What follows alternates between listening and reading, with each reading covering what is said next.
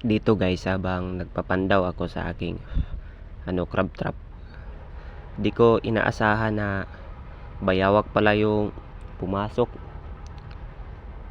Yan oh, akala ko alimango, yun pala ay bayawak. Ito oh, maliit na bayawak. Siguro ito nga yung humihila doon sa isa kong crab trap, kasi magkalapit lang ito. Ayan yung bayawak ko.